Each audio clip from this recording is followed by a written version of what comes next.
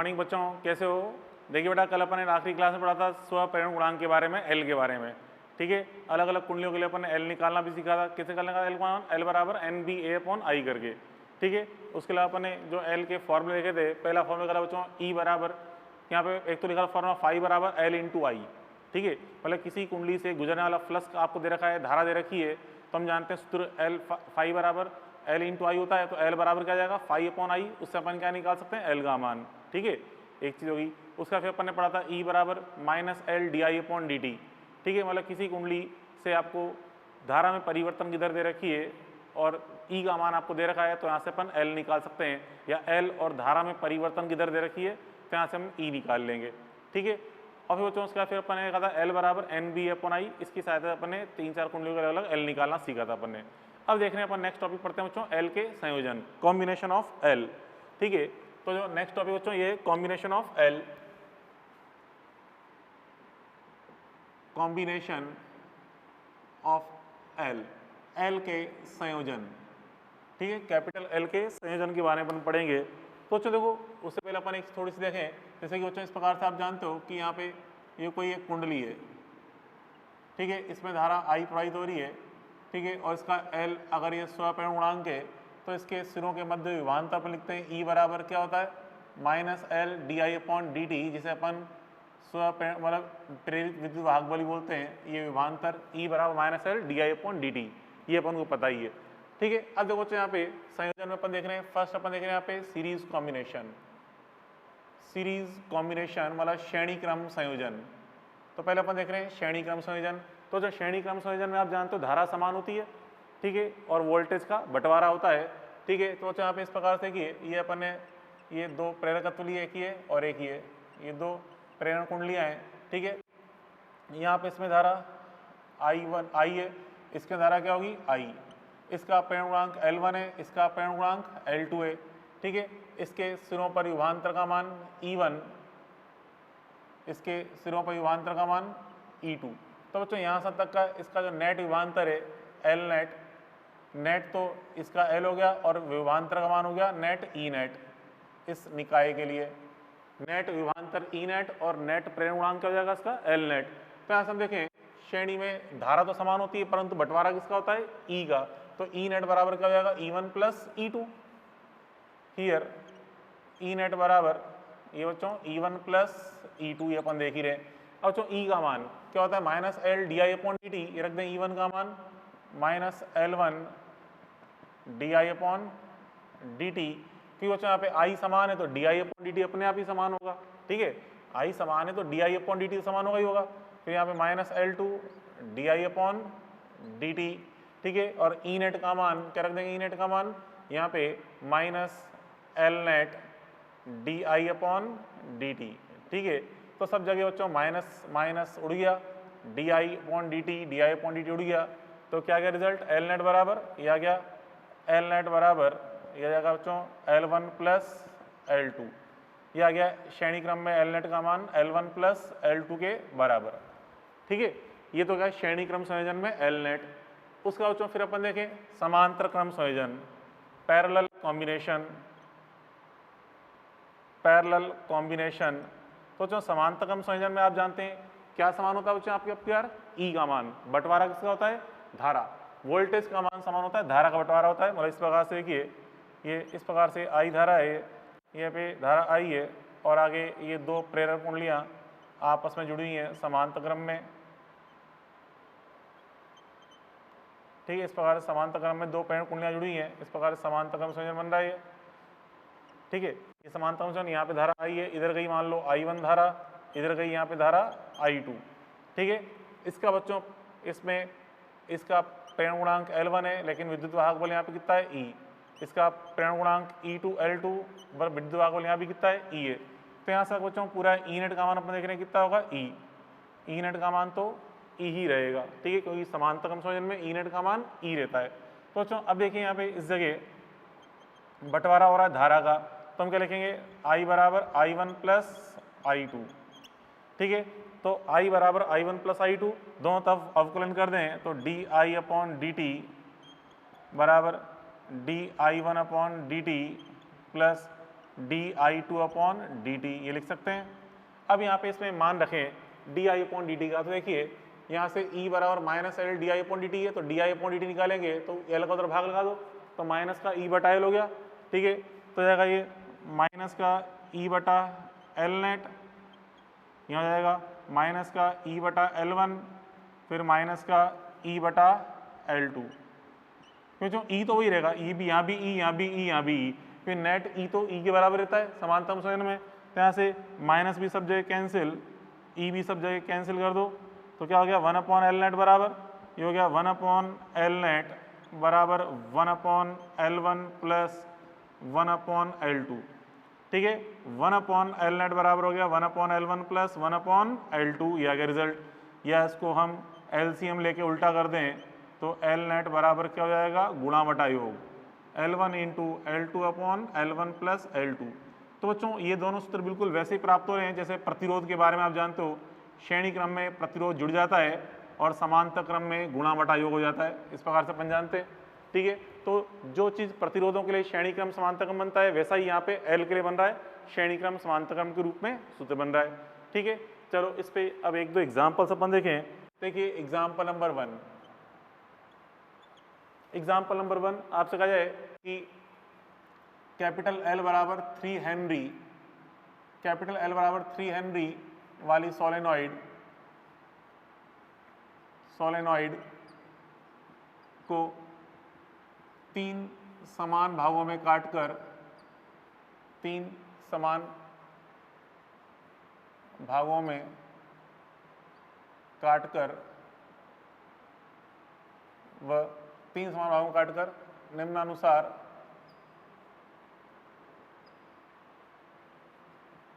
जोड़ देते हैं तथा इनमें माध्यम μr1 बराबर 6, μr2 बराबर 3, μr3 बराबर 2 भर दें तो सिस्टम का एल नेट बताना है क्या होगा। निकाय का एल नेट क्या हो जाएगा ये आपको ज्ञात करना है। निकाय का एल नेट क्या होगा ये हमें ज्ञात करना है। किस प्रकार से बच्चों, देखिए कोई भी सॉलिड है उसको अपन 3 भागों में काटें। कल आखिरी में समझा था अपने लास्ट में कि इसे 3 समान भागों में काटते हैं तो एल ईच का मान क्या बन जाता है, L/3, क्योंकि वॉल्यूम ईच बराबर V/3 होता है। तो यहाँ से देखें एल ईच बराबर क्या हो जाएगा, L/3। तो यहाँ पे 3 हेनरी/3 करोगे तो कितना हो गया 1 हेनरी, क्योंकि अपन ने कहा था बच्चों एल समानुपाती क्या होता है, वॉल्यूम। एल समानुपाती वॉल्यूम कल अपन देख चुके हैं लास्ट में, ठीक है। तो एल वॉल्यूम 1/3 भाग हो जाएगा, गुना हो जाएगा, इसलिए एल का मान भी 1/3 गुना हो गया, 1 हेनरी हो गया। तो बच्चों देखिए अब यहाँ पे किस प्रकार से जोड़ा गया है, ये चित्र बताया गया है इस तरह से, इस चित्र के अनुसार अपन जोड़ रहे हैं इस प्रकार से। ये क्वेश्चन में दिया गया चित्र, ये चित्र आपको क्वेश्चन में दिया गया है, इस प्रकार से अपन जोड़ रहे हैं, ठीक है। इस प्रकार बच्चों अब यहाँ जो अंदर माध्यम भरे गए हैं, ठीक है, ये 3 भाग तो कर ही दिए अपन ने, 3 भाग कर दिए, 3 समान भाग करके। अब बच्चों यहाँ जो माध्यम भरे जा रहे हैं, आपसे बोला है इसके अंदर तो माध्यम 6 है, पहले वाले में इसके अंदर है बच्चों μr1 बराबर 6 भरा गया है इसके अंदर, तो इसके अंदर भरा गया है μr2 बराबर 3 भरा गया है, इसके अंदर μr3 बराबर 2 भरा गया है। ये चीज़ें आपको दे रखी हैं, ठीक है। अब तो यहाँ पे इसके अंदर देखिए, अब यहाँ से इस भाग का L1 निकालें, ठीक है। ये माध्यम पर ने भर दिया इसके अंदर, तो इसका तो L1 हो गया मान, ये L1, ये L2 हो गया और ये L3। तो यहाँ सब देखें माध्यम भरने पर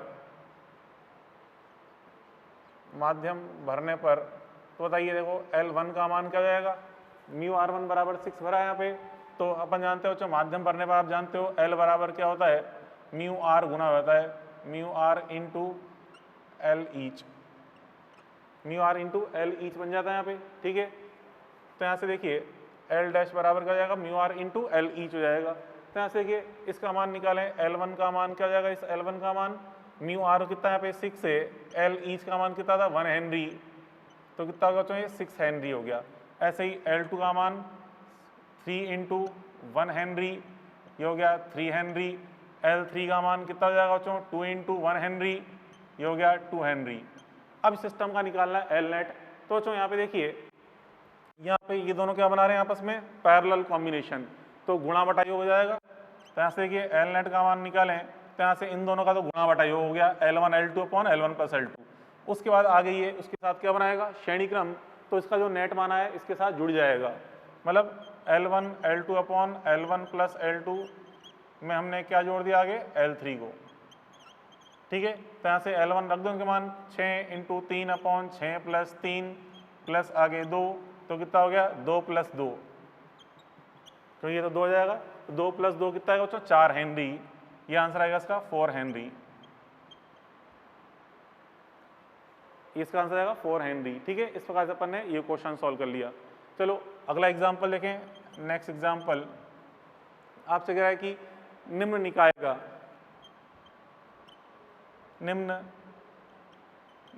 का एल नेट आपको बताना है क्या होगा, निम्न निकाय का एल नेट आपको बताना है क्या है। तो चलो देखो कॉम्बिनेशन दिखा रखा है आपको इस प्रकार से, देखिए इस तरह से यूँ कह रहा है कि ये कुछ प्रेरक कुंडलियाँ हैं जो इस प्रकार से ये जुड़ी हुई हैं, देखिए कुछ इस तरह जुड़ी हैं ये,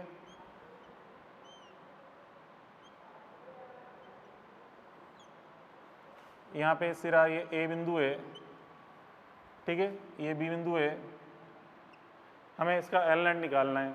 ए और बी के मध्य एल नेट, प्रत्येक मान 1 हेनरी है, ये दे रखा है आपको 1 हेनरी, ये भी आपको दे रखा है 1 हेनरी, ये भी आपको दे रखा है 1 हेनरी, प्रत्येक प्रेरकत्व का मान बच्चों आपको 1 हेनरी दिया है। तो ए और बी के मध्य में नेट एल का मान ज्ञात करना है क्या होगा। तो चलो ये चीज़ आपको मैं प्रतिरोधों के समझ में समझा चुका हूँ। ऐसे क्वेश्चन अपन कब किस तरीके से सॉल्व करते हैं, इस प्रकार से तार आके जुड़ रहे हैं कई जगह डायरेक्ट, तो यहाँ लगाते हैं अपन कौन सा बच्चों, पॉइंट पोटेंशियल मेथड, सम विभव बिंदु मेथड लगाते हैं, सम विभव बिंदु मेथड। तो उसमें क्या करते हैं, जितने भी संधि बिंदु हैं पहले सभी को नाम रखेंगे, जैसे यहाँ पे संधि बिंदु ये रहा, इसको अपन ने नाम रख दिया यहाँ पे 1 रख दिया इसको, ठीक है, इसको नाम रख दिया यहाँ पे 2, ठीक है। जितने भी संधि बिंदु हैं सभी संधि बिंदु को पहले अपन नाम रख देते हैं। ये नाम बच्चों मैंने 1 रख दिया संधि बिंदु का, इस पर रख दिया नाम 2 रख दिया, ठीक है, संधि बिंदु का, इस संधि बिंदु का नाम रख दिया मैंने 3 रख दिया, इसका रख दिया मैंने 4, तो सभी संधि बिंदुओं का नाम अपन ने रख दिया है। अब देखिए बच्चों किस किस पे विभव समान है, ए 1 से जुड़ा हुआ है और 1 आगे सीधा 3 जुड़ा हुआ है, तो ए 1 और 3 में विभव समान हो गए, ठीक है। तो अपन सम विभव बिंदु मेथड लगा रहे हैं, तो ऐसे देखिए A1 एंड 3 पे तो पोटेंशियल समान है, लिख दिया A1 3, उसके बाद फिर ये 2 एंड 4 पे आपस में कनेक्टेड है, ये 2 एंड 4 में पोटेंशियल समान है, 2 एंड 4 एक साथ लिख दिया मैंने। फिर B बेचारा यहाँ पे अकेला है तो लिख दिया B अकेला। अब देखिए यहाँ पे इसमें जो ये जुड़ा हुआ है ये किसके बीच में, पहला वाला तो 1 और 2 के बीच में, ये रहा 1 ये रहा 2, इसके बीच जोड़ दिया 1 और 2 के बीच में। फिर जो अगला जुड़ा हुआ है 2 और 3 के बीच में, ये रहा 3 ये रहा 2, ये जोड़ दिया। फिर जुड़ा हुआ है 3 और 4 के बीच में, ये रहा 3 ये रहा 4, ये जोड़ दिया अपन ने। फिर उसके बाद ये जुड़ा हुआ है 4 और B के बीच में, ये रहा 4 ये रहा B, ये जोड़ दिया अपन ने, ठीक है। तो अब यहाँ पे देखिए इस प्रकार से अपन ने सारे के सारे प्रेरकत्व तो जोड़ दिए, प्रत्येक का मान कितना है 1 हेनरी है, तो प्रत्येक का मान 1 हेनरी है। तो यहाँ पर आप देखिए गौर से ये क्या बना रहे हैं आपस में, पैरेलल कॉम्बिनेशन बना रहे हैं। तो पैरेलल कॉम्बिनेशन में इसका एल नेट क्या जाएगा बताइए, क्या जाएगा एल नेट का मान 1/3 हो जाएगा, ठीक है। तो इसका मान तो क्या बच्चों 1/3 हेनरी, ठीक है, क्योंकि यहाँ पे प्रत्येक का मान 1 हेनरी 1 हेनरी 1 हेनरी है, तो बटा 3 कर देंगे क्योंकि तीनों समान है, तो 1 हेनरी बटा 3 तो ही हो गया, और ये मान तो खैर 1 हेनरी है ही सही। तो कितना जाएगा मान यहाँ पे एल नेट का मान, दोनों अब श्रेणी क्रम बना रहे हैं जुड़ जाएंगे, तो एल नेट का मान कितना आ गया 1/3 हेनरी प्लस 1 हेनरी, तो कितना हो जाओ 4/3, ये जाएगा 4/3 हेनरी, ये आ जाएगा रिजल्ट 4/3 हेनरी। तो इस प्रकार से अपन ये सॉल्यूशन कर सकते हैं। बात पहले बड़ी सिंपल है, कॉम्बिनेशन आपसे कहा मैंने, जो आर का सूत्र बन रहे हैं श्रेणी क्रम समाधान वैसे आ रहे हैं, तो आर के जितने अपन ने संयोजन देखे थे वो सारे के सारे एज इट इज, सारे के सारे एज इट इज मेथड अपन यहाँ भी लगा सकते हैं, एज इट इज कोई अंतर नहीं है, सब कुछ एज इट इज वही कार्यक्रम यहाँ अपन यूज कर सकते हैं, ठीक है। अब चलो वहाँ पे यहाँ पे खैर से ज़्यादा क्वेश्चन आते ही नहीं है, इसलिए एक आध समझा दिया, बाकी आप कॉन्सेप्ट सीखें वही सारे तरीके यहाँ भी लग जाएंगे। उसके बाद फिर आगे देखें क्वेश्चन नंबर 3, क्वेश्चन नंबर 3 अपन देख रहे हैं, क्वेश्चन 3, ठीक है, एग्जाम्पल नंबर 3। एग्जाम्पल थर्ड बच्चों कह रहा बच्चों आके आपसे कि कोई सोलेनॉइड है, किसी सोलेनॉइड की सभी रेखीय विमाएं 3 गुना कर दी जाएं घेरा घनत्व नियत रखते हुए। देखिए घेरा घनत्व अपरिवर्तित रखते हुए, घेरा घनत्व अपरिवर्तित रखते हुए सोलेनॉइड की सभी रेखीय विमाएं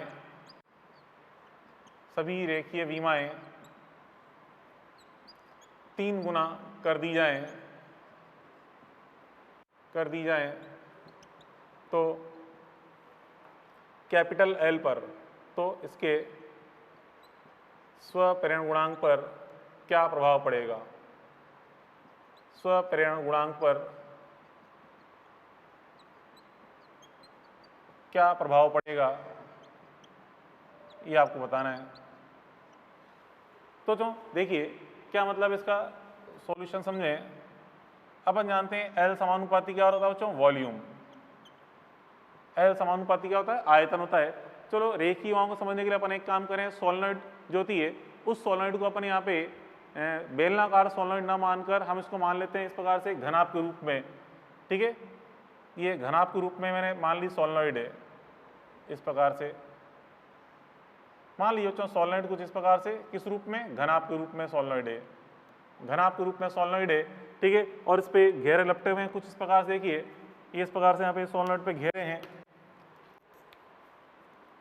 यहाँ पे इस पे ये घेरे दिखा रखे हैं इस प्रकार से घेरे।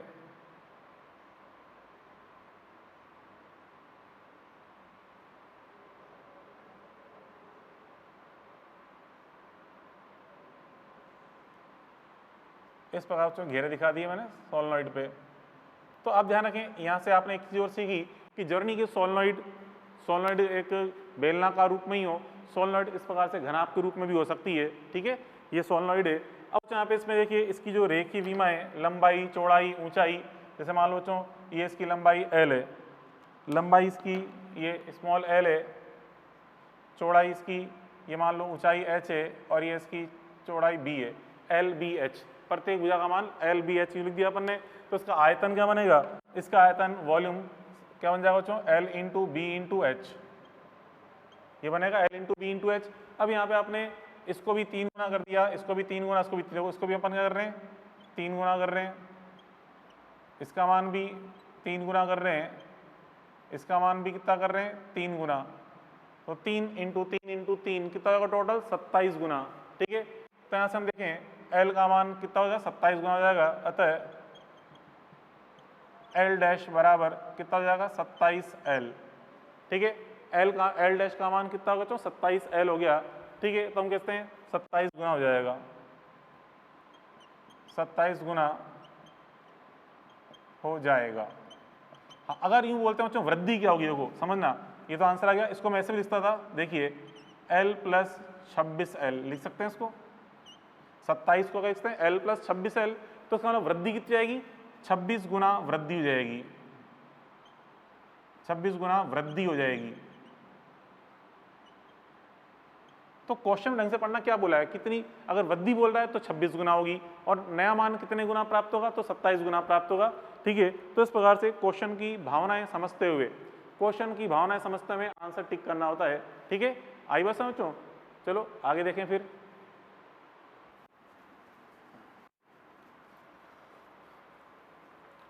ठीक है, अपन ने पढ़ लिया यहाँ पे। अब देखिए अच्छा एक मिस्टेक होगी यहाँ पे, लेक्चर इंप्रूव कर लेना। ये लेक्चर अपना 80 चल रहा है, ये 80 चल रहा है, लेक्चर 80 एंड ये 6 है। ठीक है, ये थोड़ा नंबरिंग गलत हो गई थी, इसको सही कर लें। 80 और ये 6 है। ठीक है, ये अपन चल रहे हैं, लेक्चर 80 चल रहा है अपना।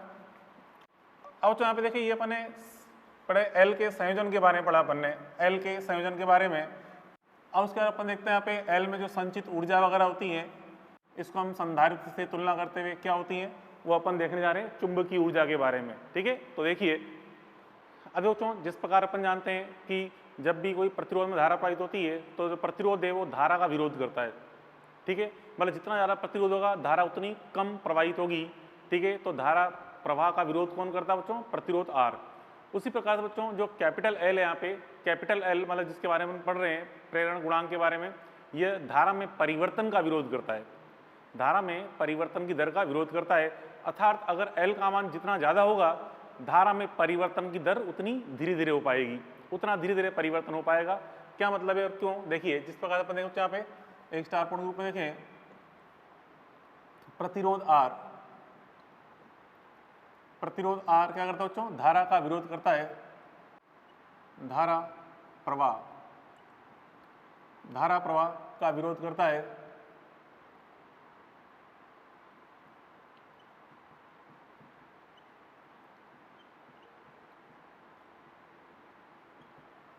प्रतिरोध कैपिटल आर धारा प्रवाह का विरोध करता है। क्यों करता है, क्योंकि अपन जानते हो, चलो इस प्रकार से आपको पता ही है, क्योंकि I बराबर क्या होता है बच्चों, E अपॉन आर,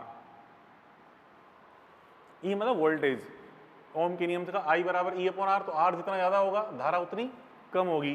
ठीक है, तो बच्चों यहाँ पे हम कह सकते हैं जो L है,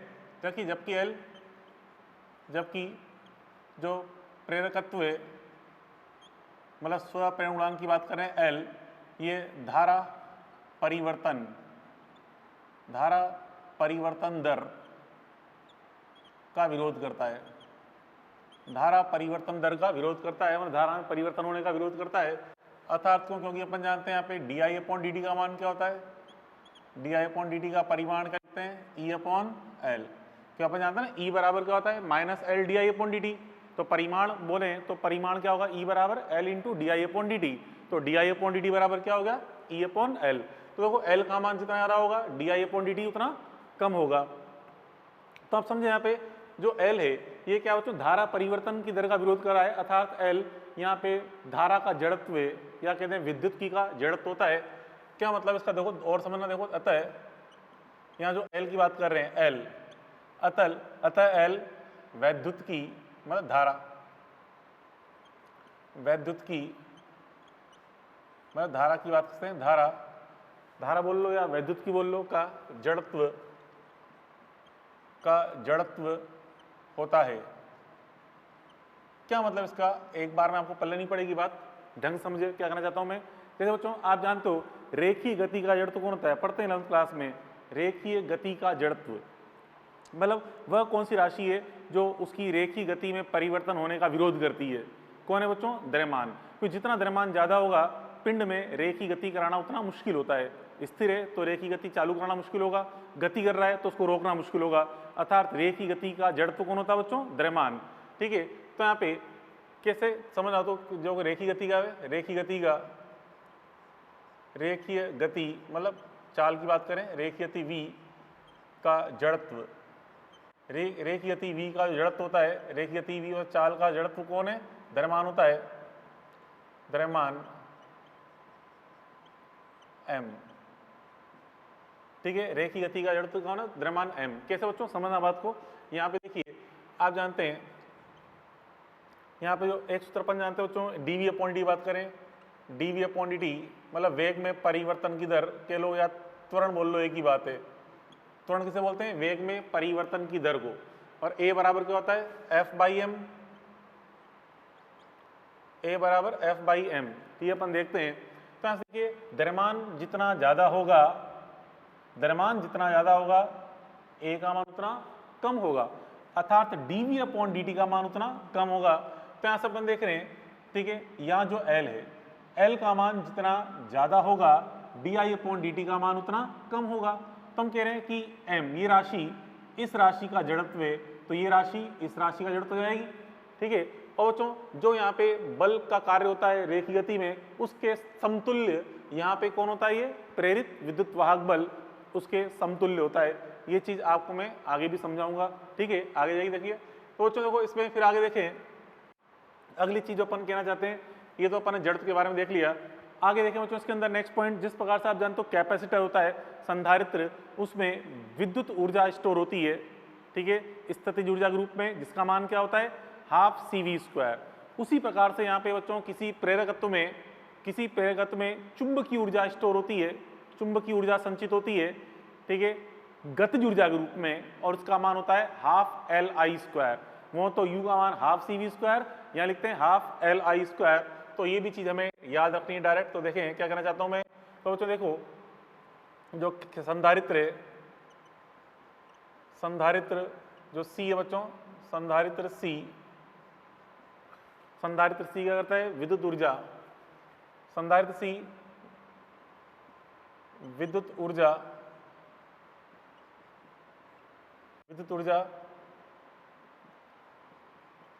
स्थितिज ऊर्जा के रूप में स्टोर करता है, के रूप में संधारित्र C जो है विद्युत ऊर्जा स्टोर करता है।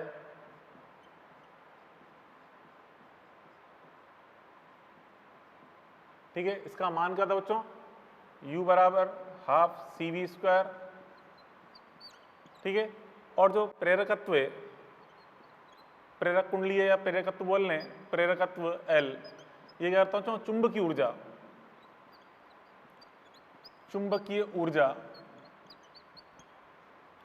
किसके रूप में, गतिज ऊर्जा के रूप में स्टोर करता है। ठीक है, और इसका मान क्या होता है, U बराबर, ये होता है U बराबर half L I square. U बराबर होता है बच्चों हाफ एल आई स्क्वायर, किसका मान, चुंबकीय ऊर्जा का मान। चुंबकीय ऊर्जा U बराबर हाफ एल आई स्क्वायर, ये हमें याद रखना है यहाँ पे, U बराबर हाफ एल आई स्क्वायर। ठीक है, अर्थात हम देखें जैसे कि इस U का मान जो है किस पे डिपेंड कर रहा है, I पे। धारा में परिवर्तन करेंगे तो चुंबकीय ऊर्जा में भी क्या होगा, परिवर्तन। तो अगर आपसे कहा जाए कि धारा के मान में, यदि धारा में परिवर्तन, यदि धारा I1 से I2 कर दी जाए, यदि I1 से I2 कर दें, यदि धारा I1 से I2 कर दें तो चुंबकीय ऊर्जा में परिवर्तन, चुंबकीय ऊर्जा में परिवर्तन डेल्टा U कैसे निकालेंगे बच्चों, U2 माइनस U1 करके, U2 माइनस U1 करेंगे तो यहाँ पे मान रख देंगे तो हाफ L तो कॉमन आ गया, कोष्टक में क्या जाएगा, I2 square minus I1 square. ठीक है, ये क्या आ गया, चुंबकीय ऊर्जा में परिवर्तन इस तरह से निकाल सकते हैं, half L I2 square minus I1 square करके। Okay, clear. अब तो उसके बाद देखें फिर यहाँ पे इसमें अगला पॉइंट आप जानते हो जैसे कि विद्युत ऊर्जा का जो घनत्व है, विद्युत ऊर्जा घनत्व, ठीक है, स्थितिज ऊर्जा के रूप में विद्युत ऊर्जा संचित होती है, एकांक आयतन में संचित विद्युत ऊर्जा को हम क्या बोलते हैं, विद्युत ऊर्जा घनत्व। ठीक है, इलेक्ट्रिकल एनर्जी डेंसिटी, इसका मान क्या होता है, देखिए विद्युत क्षेत्र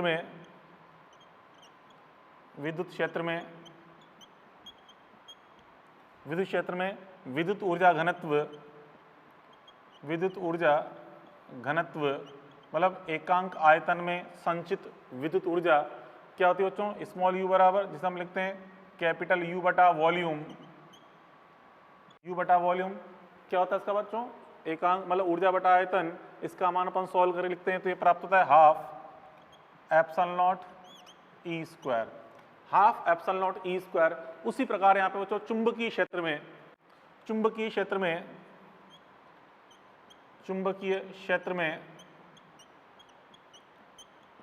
ऊर्जा घनत्व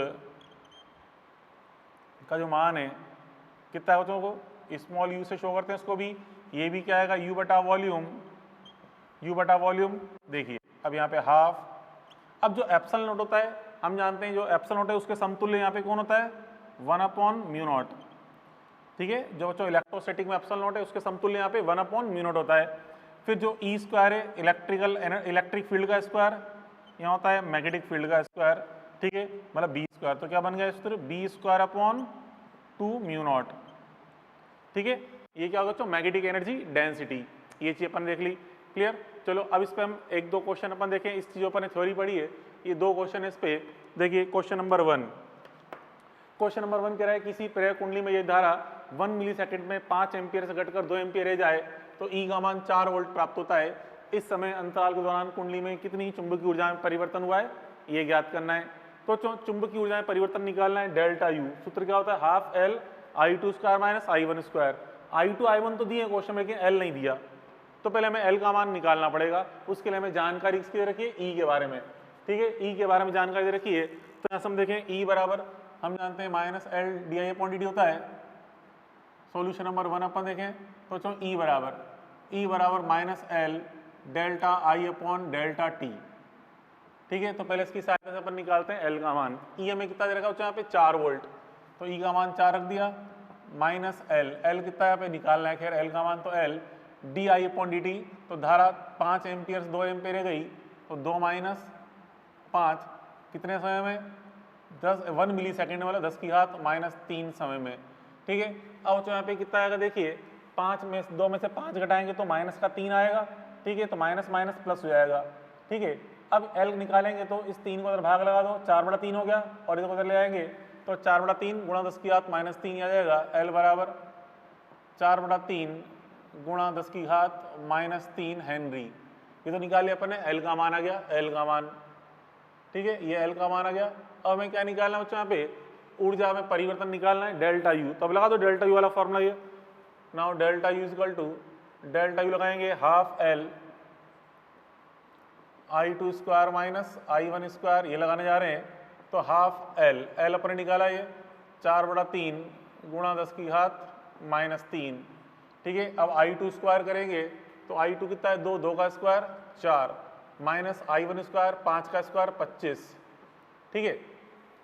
तो क्या मान, अब 4 में से 25 घटाए कितना आता है बच्चों, माइनस का आएगा 21, माइनस का 21 आएगा, और नीचे 3 है, 3 से 21 कट जाएगा 7 बार कट जाएगा, और यहाँ से 2 से 4 ऊपर कट जाएगा 2 बार, तो ऊपर 2 और यहाँ 7, कितना होगा 14, लेकिन नेगेटिव आ रहा है ये, तो माइनस का 14, क्योंकि माइनस 21 आया था ना ये, तो क्या माइनस का 14 गुणा 10 की घात माइनस 3 जूल, ये आ जाएगा रिजल्ट, ठीक है। माइनस 14 गुणा 10 की घात माइनस 3 जूल, ये आपको इस तथ्य ये चुंबकीय ऊर्जा में परिवर्तन प्राप्त हो गया, डेल्टा यू का मान, डेल्टा यू का मान प्राप्त हुआ।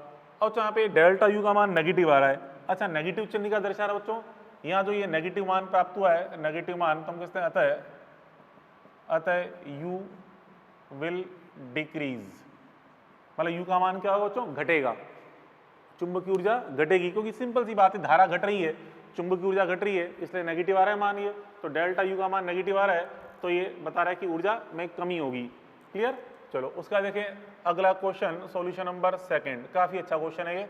देखिए यहाँ पे आपसे क्या बच्चों, 2 कुंडलियां हैं, इसका L1 4 L2 2 दे रखा है, इनमें किसी क्षण धारा परिवर्तन की दर di/dt का मान समान है तथा कार्य करने की दर अर्थात शक्ति का मान भी समान है। शक्ति बराबर अपन जानते क्या होता है बच्चों, P बराबर वोल्टेज इंटू करंट, तो वोल्टेज वाला E, करंट वाला I, तो P बराबर E इंटू I का मान भी समान है। तो इस क्षण चुंबकीय ऊर्जाओं का अनुपात बताना है क्या होगा। तो बच्चों देखो चुंबकीय ऊर्जा जानते हैं U बराबर था हाफ LI², यहाँ पे L के मान तो दे रखे हैं, लेकिन यहाँ पे धारा की हमें जानकारी नहीं दे रखी, इसलिए हम डायरेक्ट U समानुपाती L नहीं कर सकते। आप मिस्टेक ही करोगे कि लगाओगे सूत्र, यहाँ से देखोगे U समानुपाती L कर दोगे, आपको लगेगा कि धारा में परिवर्तन दर समान दे रखी है तो I भी समान होगा, नहीं, U समानुपाती L से नहीं करेंगे, पहले हमें यहाँ पे धारा की जानकारी निकालनी पड़ेगी। उसके लिए हमें एक्स्ट्रा चीज दी ना, ये शक्ति समान फालतू में थोड़ा दी है, इसका भी यूज करना पड़ेगा। कैसे, देखिए यहाँ से करेंगे स्टार्ट। अपन जानते हैं शक्ति P बराबर क्या होता है, E इंटू आई, शक्ति E इंटू आई, E का मान minus L D I upon D T, minus L D I upon D T, ये रख दिया इसका मान मैंने, E का मान minus L D I upon D T into I. अब ये चीज़ आपको सेम दे रखी है, अब इसके अंदर भी D I upon D T समान है, D I upon D T समान है, तो L इंटू आई क्या हो जाएगा बच्चों, समान, ठीक है, इसलिए L इंटू आई बराबर समान, L इंटू आई बराबर समान, तो यहाँ से I समानुपाती क्या हो गया 1/L, क्योंकि D I upon D T तो सेम दिया ही था अपन को, D I upon D T same दिया है, माइनस वैसे कांस्टेंट है, डी आई अपॉन डी भी सेम, तो L इंटू आई बराबर सेम, तो I समानुपाती 1/L। अब लगा सकते हैं यहाँ पे U समानुपाती, U बराबर क्या होता है बच्चों, हाफ LI², तो यहाँ से देखा U समानुपाती आ रहा है LI²। अब यहाँ पे इस I का मान रख दो 1/L, तो एक L से एक L कट जाएगा, तो U समानुपाती क्या है बच्चों, 1/L आया। अब निकालेंगे यहाँ पे आंसर, तो U1/U2 का मान क्या आएगा, L2/L1, तो L2 आपको दे रखा है, L2 का मान 2 मिली हेनरी है, L1 का मान 4 मिली हेनरी है तो कट कितना आ गया आंसर 1/2, ये आ जाएगा रिजल्ट 1/2। आप मिस्टेक क्या करोगे बच्चों, आप डायरेक्ट यूज तो लगा दोगे और यहाँ से लिख दोगे U समानुपाती L, तो U समानुपाती L कर दोगे तो U1/U2 बराबर L1/L2 आ जाएगा। तो L1/L2 करेंगे तो आंसर आ जाएगा 2/1, जो कि गलत आंसर है। सही आंसर क्या है बच्चों इसका 1/2। तो इस प्रकार से अपन ने ये 1-2 क्वेश्चन इस पे देख लिए। आई बात समझ में? तो यहाँ पे नेक्स्ट पॉइंट अपन समझें, द्रव्यमान के दोलन व आवेश के दोलन में तुलना। द्रव्यमान के दोलन व आवेश के दोलन में तुलना, जिस प्रकार से बच्चों देखिए, आप देखें कोई स्प्रिंग है, मान लो स्प्रिंग से अपन एक द्रव्यमान को लटकाया, ठीक है, और उसको अपन हल्का खींच के छोड़ें तो उसमें क्या होता है बच्चों, ऑक्सीलेशन स्टार्ट हो जाते हैं, दोलन, इस प्रकार से एसएचएम स्टार्ट हो जाता है। ऐसे बच्चों यहाँ पे अगर मान लो कोई ये एक कैपेसिटर है, संधारित्र है, इसको पूर्णतः आवेशित करके यहाँ से हम उसको जैसे एल से जोड़ते हैं, एल से जोड़ने पर यहाँ पे इसमें आवेश का दोलन प्रारंभ हो जाता है। कैसे, अभी आपको सिखाऊंगा, पूरा समझे। देखिए देखो बच्चों, यहाँ पे ये द्रव्यमान है, इसको अपन ने हल्का से इसको एक्स संपीड़ित किया, ये स्प्रिंग है बच्चों, द्रव्यमान को हम ऊपर ले गए, स्प्रिंग को एक्स संपीड़ित किया, तो संपीड़ित करेंगे तो स्प्रिंग में एक पोटेंशियल एनर्जी आएगी, स्प्रिंग में एक पोटेंशियल एनर्जी आएगी, और फिर जैसे छोड़ेंगे, छोड़ते सही वही पोटेंशियल एनर्जी किसे बदलेगी बच्चों, पोटेंशियल चेंज होगी फिर काइनेटिक एनर्जी के अंदर, ठीक है। मतलब यहाँ पे अधिकतम ऊंचाई पे लाके छोड़ेंगे, अधिकतम ऊंचाई पे मतलब अधिकतम संपीड़न किया तो उसमें पूर्ण एनर्जी कौन सी बच्चों, पोटेंशियल एनर्जी। जैसे छोड़ेंगे, छोड़ते से पिंड नीचे आएगा, उसकी पोटेंशियल काइनेटिक में चेंज होगी। जब अपनी ये माध्य अवस्था से गुजरेगा उस समय इसमें अधिकतम गतिज ऊर्जा होगी और उस समय पोटेंशियल एनर्जी का मान क्या हो जाएगा, 0। फिर जब ये नीचे आएगा तो धीरे धीरे इसका वेग घटेगा, अर्थात वापस काइनेटिक एनर्जी घटेगी और नीचे वाली चरम अवस्था पे काइनेटिक एनर्जी पूरी तरह से किसमें चेंज हो जाएगी, स्थितिज ऊर्जा में, ठीक है, काइनेटिक एनर्जी चेंज हो जाएगी पोटेंशियल एनर्जी में। फिर ये वापस ऊपर जाएगा, वापस अपनी माध्य अवस्था की ओर आएगा, तो माध्य अवस्था की ओर आने पर, ठीक है, अभी देखा आपने नीचे चरम अवस्था पे गया था तो वहाँ पे इसकी पोटेंशियल एनर्जी अधिकतम थी, काइनेटिक एनर्जी 0 थी। फिर ये वापस माध्य की ओर लौटेगा तो इसकी पोटेंशियल एनर्जी घटेगी और काइनेटिक एनर्जी बढ़ेगी। तो इस प्रकार से लगातार दोलन कर रहा है, पोटेंशियल एनर्जी काइनेटिक में चेंज हो रही है, काइनेटिक एनर्जी पोटेंशियल में, इस तरह से लगातार यहाँ पे काइनेटिक पोटेंशियल ऊर्जा क्या हो रहा है, दोलन हो रहा है, जिसके कारण बच्चों यहाँ पे ये जो विस्थापन और वेग हैं इनके मान भी लगातार परिवर्तित होंगे। विस्थापन और वेग के मान भी लगातार परिवर्तित होंगे। तो किसी क्षण, मान लीजिए किसी क्षण आपका पिंड का विस्थापन x से, माध्य अवस्था से किसी क्षण का विस्थापन किसी क्षण पिंड का विस्थापन x है और उस समय वेग का मान v है। तो यहाँ पे अपन लिखते हैं रे की गति v, रे की गति v का जड़त्व कौन होता है, द्रव्यमान m। ये तो खैर आपको थोड़ी देर पहले समझाया था मैंने, रे की गति का जड़त्व द्रव्यमान m होता है। फिर यहाँ पे पिंड एसएम कर रहा है, इसके विस्थापन की समीकरण का लिखते हैं, x बराबर x0 साइन ओमेगा टी। यहाँ x0 क्या है, इसका आयाम, जो अधिकतम विस्थापन, माध्य अवस्था से अधिकतम विस्थापन को हम क्या बोलते हैं, आयाम। फिर वेग निकालना है तो उसका कर डालो अवकलन, तो dx/dt से क्या बन जाएगा इसका वेग। कैसे बच्चों, x0 तो x0 as it is, sine omega T का अवकलन क्या होगा, कॉस ओमेगा टी इंटू अंदर जो राशि होती है ओमेगा टी, इसके गुण अवकलन से गुणा करते हैं तो हमें एक्स्ट्रा ओमेगा से गुणा करना पड़ेगा, तो omega x0 cos omega T, ठीक है, वेग। बच्चों फिर अब वेग में परिवर्तन की दर अर्थात त्वरण क्या होता है, a बराबर dv/dt, और dv/dt किया तो उसको लिखते हैं d2x/dt² भी लिख सकते हैं। फिर उसके बाद अवमंदन बल, यहाँ पे लगातार पिंड जब मंदित त्वरित होता रहेगा तो उसमें अवमंदन बल लगता है, बल का मान क्या होता है, F बराबर m है, अपन जानते हैं F बराबर mass into acceleration m into dv/dt। फिर यहाँ पे जो प्रत्यानयन बल नियतांक है, मतलब यहाँ जो स्प्रिंग कांस्टेंट है, ये स्प्रिंग कांस्टेंट एक प्रत्यानयन बल नियतांक की तरह कार्य करता है, ठीक है, जो कि यहाँ पे k है। फिर संवेग p, फिर हम जाके आगे देखो बच्चों, पिंड का अगर किसी क्षण वेग v है तो संवेग p का मान क्या होगा, मास इंटू वेलोसिटी।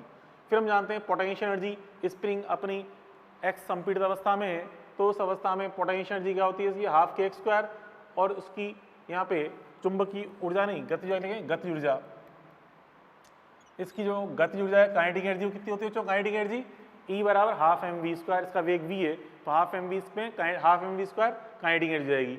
फिर यहाँ पे कोणीय आवृत्ति ओमेगा बराबर √k/m, ये पढ़ते हैं अपन एसएचएम वाले टॉपिक के अंदर सारी चीजें। एसएचएम में देखते हैं कि यहाँ जो कोणीय आवृत्ति है, इसके दोलन की जो आवृत्ति है, कोणीय आवृत्ति √k/m होती है, और उसका आवर्तकाल अगर देखें तो हम लिखते हैं t बराबर 2π/ओमेगा, ओमेगा रख देंगे ये मान तो 2π√m/k, ठीक है। और इसकी दोलन आवृत्ति निकालनी है, मतलब इसकी जो आवेश, इसमें जो अपन देख रहे हैं विस्थापन आवृत्ति है, आवृत्ति बोल लो या दोलन आवृत्ति बोल लो, कोई दिक्कत नहीं है, दोलन आवृत्ति या विस्थापन आवृत्ति विस्थापन आवृत्ति का मान क्या है बच्चों, n बराबर 1/t, विस्थापन की दोलन आवृत्ति 1/t, इसका व्युत्क्रम कर देंगे तो आ जाएगा रिजल्ट।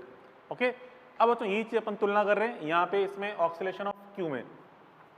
तो बच्चों देखो, जैसे अपन ने यहाँ पे स्प्रिंग को हल्का सा संपीड़ित किया था, x संपीड़ित किया था, अधिकतम x संपीड़ित किया, मान लो x0 आयाम तक उसको हमने संपीड़ित किया, ठीक है।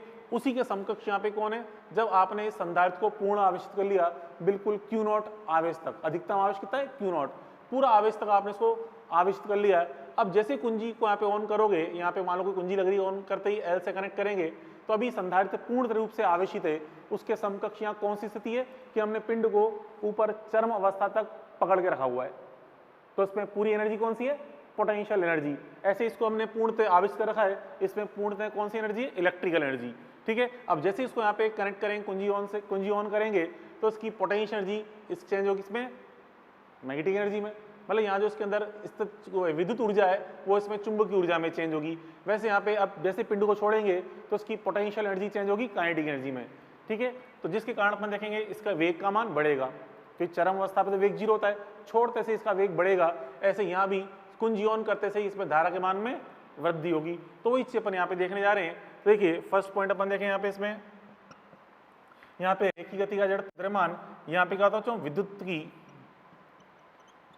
विद्युत की मतलब धारा की बात करें, धारा I का जो जड़त्व का बच्चों जड़त्व कौन होता है, विद्युत की I का जड़त्व लिखाया था आपको मैंने अभी, क्या होता है बच्चों L, ठीक है। यहाँ पे जो प्रेरण गुणांक है स्वप्रेरण गुणांक L, स्वप्रेरण गुणांक L, ये विद्युत की का जड़त्व, ठीक है।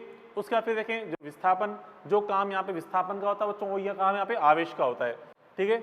वही काम यहाँ पे आवेश का होता है, आवेश, क्योंकि यहाँ पे विस्थापन का दोलन हो रहा है, इसमें आवेश का दोलन हो रहा होता है, ठीक है। आवेश Q बराबर Q0, ठीक है, आवेश Q बराबर Q0 साइन ओमेगा टी, ये अपन लिखते हैं समीकरण, आवेश Q बराबर Q0 साइन ओमेगा टी, ठीक है। और फिर बच्चों आवेश का अवकलन कर दें तो क्या बन जाता है, धारा बन जाती है। जैसे यहाँ पे विस्थापन का अवकलन वेग बन जाता है, आवेश का अवकलन क्या बन जाएगी बच्चों, विद्युत धारा, या कहते हैं विद्युत की मतलब विद्युत धारा I बराबर क्या हो यहाँ पे dQ/dt, तो इसका अवकलन करेंगे तो क्या बन जाएगा, ये omega Q0 cos omega T, ठीक है, ये आ जाएगा। जहाँ पे Q0 क्या है, इस पे अधिकतम आवेश, मतलब जब अपन ने पूर्णतः आवेश किया था इसको प्रारंभिक अवस्था में, उस आवेश का मान Q है, ठीक है। उसके बाद बच्चों फिर देखें फोर्थ पॉइंट, यहाँ जो फोर्थ पॉइंट है वेग में परिवर्तन की दर, तो यहाँ पे क्या जाएगी, धारा में परिवर्तन की दर, धारा में परिवर्तन की दर, धारा में परिवर्तन की दर। और तो यहाँ पे वेग में परिवर्तन की दर को त्वरण बोलते हैं, यहाँ पे धारा में परिवर्तन दर का कोई स्पेशल नाम तो है ही नहीं, इसलिए इसको आगे नाम नहीं दिख रहे। तो यहाँ पे क्या जाएगा बच्चों, जैसे यहाँ पे dV/dt था, यहाँ क्या आएगा dI/dt, तो dI/dt तो क्या जाएगा बच्चों d²Q/dt², ही बन जाएगा, क्योंकि जो x है वो यहाँ पे Q होता है। फिर बच्चों बस कुछ नहीं करना, तुलना करनी है, रिप्लेसमेंट करना है, बस आप कुछ नहीं करना। अब बच्चों यहाँ पे देखिए अवमंदन बल, ये इसके समकक्ष यहाँ पे कौन होगा, तो उल्टा सोचें, यहाँ m × dV/dt है, तो पहले m के समकक्ष कौन था बच्चों, L, dV/dt के समकक्ष कौन है, dV/dt के समकक्ष यहाँ पे dI/dt है, ये लो रख दिया, ठीक है। m की जगह रखा मैंने L, dV/dt जगह रख दिया dI/dt। अब देखिए L dI/dt ये किसको बताता है, E के मान को, E बराबर क्या होता है L dI/dt, परिमाण जो लिखते हैं ना अपन, परिमाण L, तो यहाँ से देखा परिमाण L बराबर के E बराबर क्या है L dI/dt है, ठीक है। वैसे तो -L dI/dt होता है, वैसे तो अपन देखिए यहाँ भी बल का मान की मंदन के रूप में बोल रहे हैं तो -m × बोलेंगे, लेकिन अपने अवमंदन बल बोल दिया है तो ऐसे यहाँ भी परिमाण लिख रहे हैं E बराबर L dI/dt, ठीक है। तो E क्या बच्चों यहाँ पे, प्रेरित विद्युत वाहक बल, तो यहाँ पे जो अवमंदन बल है उसी के समकक्ष यहाँ पे कौन है बच्चों, प्रेरित विद्युत वाहक बल है, प्रेरित विद्युत वाहक बल, मतलब जो यहाँ पे रीस्टोरिंग फोर्स होता है, प्रत्यानयन बल नियतांक बल होता है, वो यहाँ पे प्रेरित विद्युत वाहक बल है। उसका बच्चों फिर क्वेश्चन पॉइंट नंबर 6, जहाँ बच्चों प्रत्यानयन बल नियतांक यहाँ पे होता है, प्रत्यानयन बल नियतांक के उसके समकक्ष यहाँ पे होता है 1/c होता है, ठीक है। यहाँ पे मतलब संधारित्र का व्युत्क्रम 1/c, मतलब जो काम यहाँ पे K करता है वही काम यहाँ पे करता है 1/c, c का व्युत्क्रम, ठीक है। उसका बच्चों फिर सेवंथ पॉइंट बच्चों यहाँ पे संवेग m इंटू वी है। अच्छा, यहाँ पे संवेग के समकक्ष कौन सी राशि है, उसके लिए यहाँ से देखेंगे राइट साइड से m इंटू वी, तो पहले m रखें। m क्या बच्चों, यहाँ पे m के समकक्ष कौन है बच्चों, बताइए। m के समकक्ष यहाँ कौन था, l, ठीक है। फिर v के समकक्ष कौन है, i। अच्छा, l इंटू आई हम पढ़ चुके हैं, किसका सूत्र था ये, फाई का, ठीक है। तो फाई, और फाई क्या बच्चों, फ्लक्स, चुंबकीय फ्लक्स, चुंबकीय फ्लक्स, चुंबकीय फ्लक्स हो गया बच्चों। तो ये फाई किसके समकक्ष होगा, संवेग के। चलो एर्थ पॉइंट अपन देखें, एर्थ पॉइंट यहाँ पे स्थितिज ऊर्जा है, तो यहाँ पे कौन होती है बच्चों, विद्युत ऊर्जा। इसके समकक्ष यहाँ पे विद्युत ऊर्जा होती है U बराबर, देखिए क्या हो जाएगा, हाफ K का मान क्या है 1/c, तो K का मान 1/c रख देंगे। X का मान कौन है बच्चों, यहाँ पे आवेश है, तो Q स्क्वायर रख देंगे यहाँ पे, Q स्क्वायर अपॉन C। यहाँ पे K को रख दिया 1/c, ठीक है, और X को रख दिया Q, तो ये Q स्क्वायर अपॉन 2c हो गया। उसके बाद फिर यहाँ पे जो गतिज ऊर्जा है, यहाँ पे कौन होती है, चुंबकीय ऊर्जा, चुंबकीय ऊर्जा E बराबर, U लिख दो या E लिख दो, कोई दिक्कत नहीं है। चलो यहाँ पे U लिखते हैं, E लिखता हूँ मैं, E बराबर, वैसे तो U लिखा था पहले अपन, E लिख लेते हैं। क्या होता है बच्चों, हाफ mv स्क्वायर है, यहाँ क्या हो जाएगा, हाफ m की जगह क्या है l, v की जगह i, half l i square, है क्या नहीं, हाफ l i स्क्वायर, चुंबकीय ऊर्जा हो गई। अब उसका फिर 10वां पॉइंट कोणीय आवर्ती, यहाँ भी वही कोणीय आवर्ती बोलते हैं, खैर कोणीय आवर्ती ओमेगा बराबर। अब चलो देखो यहाँ पे k root of k by m है, क्या होगा, k को क्या रखेंगे 1/c, तो k को रखेंगे 1/c, तो नीचे c आ जाएगा। m को रखना है l, तो नीचे l भी आ जाएगा, तो 1/√LC, 1/√LC, ठीक है। उसके बाद फिर अपन देखें 11वां पॉइंट, आवर्तकाल, यहाँ भी वही आवर्तकाल निकालेंगे, t बराबर 2π/ओमेगा करके, तो इसका 2π/ओमेगा तो क्या बन जाएगा, ये हो जाएगा बच्चों 2π√LC, 2π√LC। और फिर आवर्ती निकालें, यहाँ विस्थापन आवर्ती है, यहाँ पे आवेश आवर्ती जाएगी, ठीक है। आवेश दोलन आवर्ती, आवेश के दोलन की आवर्ती, आवेश के दोलन की आवर्ती निकालें अपन, तो क्या होता है यहाँ पे इसका व्युत्क्रम करके निकाल लेंगे, n बराबर 1/t, तो इसका 1/t कर दो, तो क्या बन जाएगा बच्चों 1/2π√LC, 1/2π√LC, ये आवेश के दोलन की आवर्ती हो गई। तो इस प्रकार से अपन ये पूरी तुलना करते हुए मान ये देखते हैं, ये अपन ने पूरा तुलना कर लिया। चलो इस पे एक छोटा सा एग्जाम्पल समझा दूं मैं। एग्जाम्पल, जैसे बच्चों आपसे यहाँ पे कहा जाए कि इसमें बच्चों अधिकतम आवेश का मान Q0 है, ठीक है, और वोल्टेज V0 है, ठीक है। संधारित्र पर आवेश, संधारित्र पर अधिकतम आवेश,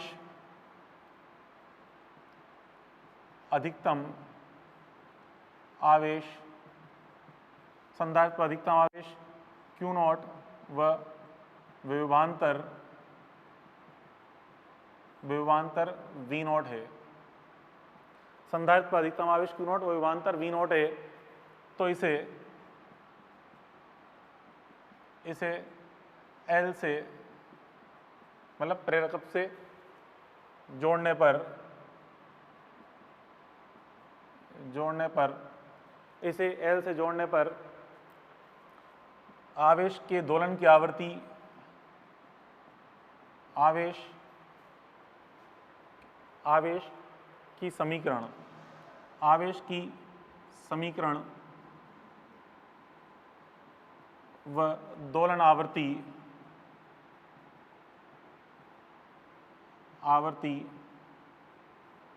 n बराबर क्वेश्चन मार्क, समीकरण बतानी है और दोलन आवर्ती का मान बताना है क्या होगा। तो चलो देखिए सॉल्यूशन अपन देखें, यहाँ पे सॉल्यूशन, अब यहाँ पे Q बराबर क्या होता है C इंटू वी, तो बच्चों Q0 बराबर क्या होगा बच्चों C इंटू V0, ये अपन जानते हैं। तो यहाँ से आप देखिए C का मान क्या आ जाएगा, C बराबर Q0/V0, ये अपन को पता ही है बचपन से, ठीक है। Q बराबर CV, तो Q0 बराबर CV0, तो C बराबर क्या हो गया Q0/V0। ठीक है। अब अपन ने कहा था समीकरण ही होती है Q बराबर Q not sine omega T होती है, ठीक है। तो यहाँ पे देखिए Q बराबर Q not sine omega T, तो कुछ नहीं करना, Q नॉट का मान रख दो, क्या रख दोगे, सी वी नॉट। तो Q बराबर क्या हो जाएगा, C V not sine omega T. ये तो हो गया आवेश की समीकरण हो गई, ठीक है। फिर बच्चों हमसे क्या पूछा उसके बाद, यहाँ पे दोलन की आवृत्ति पूछ रहा है, तो आवेश के दोलन की आवृत्ति कितनी है, ये n बराबर। अब उसके बाद फिर निकालना बच्चों, आवृत्ति निकालनी है, n बराबर क्या होता है 1/2 pi root of L C, 1/2 pi root L C. तो यहाँ बच्चों इसमें रख देंगे मान किसका, इसमें हमें c का मान रखना है क्योंकि c का मान तो दिया ही नहीं है, 1/2 पाई रूट एल, c का मान क्या है यहाँ पे, c बराबर Q naught upon V naught, c का मान रख देंगे Q naught upon V not. तो क्या बन जाएगा ये हो जाएगा is equal to 1/2 pi root of V naught upon L Q naught, ये आ जाएगा result 1/2 pi root of V naught upon L Q naught. कुछ नहीं किया अपन ने यहाँ पे c का मान रख दिया Q naught upon V naught, ठीक है। तो ये रिजल्ट आ गया। तो इस प्रकार से अपन ये आवृत्ति भी ज्ञात कर सकते हैं। क्लियर, आवृत्ति निकाल ली। अच्छा, कई बार बच्चों क्वेश्चन पूछ लेता है आपसे कि बताइए ये L इंटू सी का मात्रक क्या होगा, L इंटू सी का मात्रक। तो यहाँ से बच्चों देखो यहाँ पे t बराबर क्या है 2 पाई रूट एल सी, तो 2 पाई तो कांस्टेंट है, ठीक है। अब मैं यहाँ पे वर्क कर दूं तो टी स्क्वायर बराबर 4 पाई स्क्वायर एल सी, तो 4 पाई तो कांस्टेंट राशि है, तो L इंटू सी का मात्रक क्या हो जाएगा यहाँ पे टी स्क्वायर मतलब समय स्क्वायर, सेकेंड स्क्वायर हो जाएगा। तो यहाँ से ये भी चीज़ अपन देख लें कि अगर आपसे L इंटू सी का मात्रक पूछ लिया जाए, ठीक है, तो यहाँ से अपन देखें इस जगह से L सी का मात्रक क्या बनेगा बच्चों, L इंटू सी का मात्रक ये हो जाएगा बराबर सेकेंड स्क्वायर।